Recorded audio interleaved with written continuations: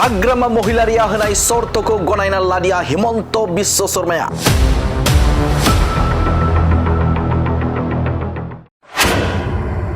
गं बायनांबाय हाग्रामा महिलारि दैदेननाय BPF राजखान्थि हान्जाया। थांनाय समाव हाग्रामा महिलारिया खानानै होदोंमोन BJP राजखान्थि हान्जानो खायसे शर्त।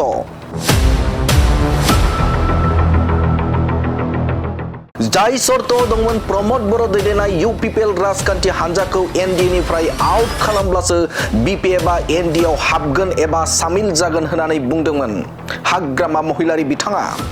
जुदि BJP एलायन्स NDA বা BJP UPPL দলক যদি NDA পৰা বাদ দিব পাৰে তেতিয়াহ'লে BPF দল হিচাপে NDA লগত থাকাত কোনো আপত্তি নাই আৰু আমাৰ যিখিনি ইলেকশ্যন ইস্তাহাৰত যিখিনি ৰাইজৰ হৈ কাম কৰিবৰ কাৰণে যিখিনি প্ৰচাৰ চলাই আহিছিল ইস্তাহাৰত লিখিতভাৱে প্ৰচাৰ কৰিছে সেইবিলাকৰ ওপৰত ইমপ্লিমেণ্টেশ্যনৰ ক্ষেত্ৰত যদি সহায় কৰে BJPয়ে আমাৰ NDA থাকা পিছত বা আমি NDA থাকিম তেতিয়াহ'লে আমাৰ কোনো আপত্তি নাই।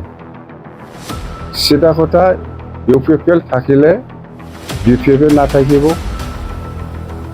যদি UPPLক বাদ দিব পাৰে তেতিয়া BPF BJP লগত এলায়েন্সত থাকি পেলাই কাম কৰিবৰ কাৰণে ইচ্ছা আছে আৰু থাকিব। नाथाय हाग्रामा महिलारिनि शर्तखौ फेलें खालामबाय हिमन्त बिश्व शर्माया।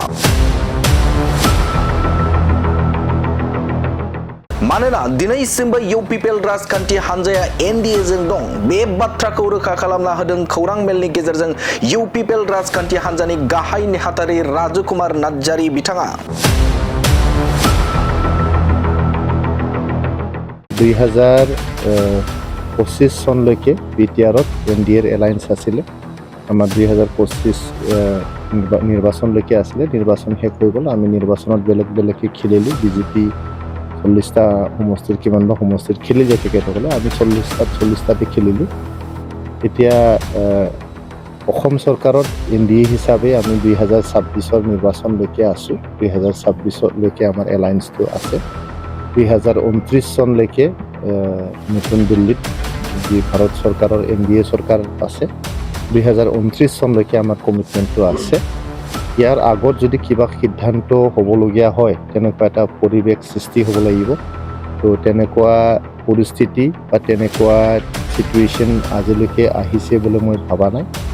बिथां राजकुमार नार्जारिया रोखा खालामनानै होदों आसामाव 2025 आरो मिरुआव 2029 सिम UPPL राजखान्थि हान्जाया NDA जों एलायन्सआव थागोन। बेनि सायाव दासिमबो UPPL आ सावरायथ'नाय जायाखै। थारैनो NDA निफ्राय UPPL राजखान्थि हान्जाखौ बोखारै बाथ्राखौ मिथिखानानै हाग्रामा महिलारिया BJP नो सानै मावफुं सोद्रोमा एबा EM आरो सासे लेङाइ बुंथिगिरि होनाया साननो गोनां जानानै फैबाय। EM to আমাৰ BJP পৰা দুজন থাকিব সেইটো আমি অতি সোনকালে আমি ঠিক কৰিম আৰু ডেপুটি স্পিকাৰটো BJP পৰাই হ'ব।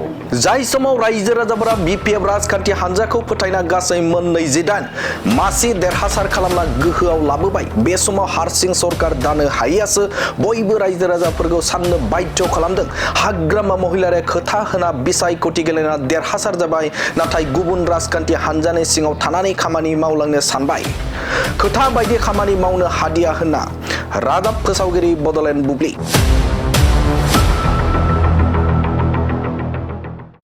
যদি BJP এলায়েন্স NDA বা BJPয়ে UPPL দলক যদি NDA পৰা বাদ দিব পাৰে তেতিয়াহ'লে BPF দল হিচাপে NDA লগত থাকাত কোনো আপত্তি নাই আৰু আমাৰ যিখিনি ইলেকশ্যন ইস্তাহাৰত যিখিনি ৰাইজৰ হৈ কাম কৰিবৰ কাৰণে যিখিনি প্ৰচাৰ চলাই আহিছিল ইস্তাহাৰত লিখিতভাৱে প্ৰচাৰ কৰিছে সেইবিলাকৰ ওপৰত ইমপ্লিমেণ্টেশ্যনৰ ক্ষেত্ৰত যদি সহায় কৰে BJPয়ে আমাৰ NDA থাকা পিছত বা আমি NDA থাকিম তেতিয়াহ'লে আমাৰ কোনো আপত্তি নাই। সিধা কথা UPPL থাকিলে BPF নাথাকিব। যদি UPPLক বাদ দিব পাৰে তেতিয়া BPFে BJP লগ 2025 চনলৈকে BTRত NDAৰ এলায়েন্স আছিলে আমাৰ 2025 নিৰ্বাচনলৈকে আছিলে নিৰ্বাচন শেষ হৈ গ'ল আমি নিৰ্বাচনত বেলেগকে খেলিলোঁ BJP 40টা সমষ্টিৰ কিমান বা সমষ্টিৰ খেলি যায় তেখেতসকলে আমি 40টাতে খেলিলোঁ এতিয়া অসম চৰকাৰত NDA হিচাপে আমি 2026ৰ নিৰ্বাচনলৈকে আছোঁ 2026লৈকে আমাৰ এলায়েন্সটো আছে 2029 চনলৈকে নতুন দিল্লীত যি ভাৰত চৰকাৰৰ NDA চৰকাৰ আছে 2029 চনলৈকে আমাৰ কমিটমেণ্টটো আছে ইয়াৰ আগত যদি কিবা সিদ্ধান্ত হ'বলগীয়া হয় তেনেকুৱা এটা পৰিৱেশ সৃষ্টি হ'ব লাগিব তো তেনেকুৱা পৰিস্থিতি বা তেনেকুৱা সিচুৱেশ্যন আজিলৈকে আহিছে বুলি মই ভাবা নাই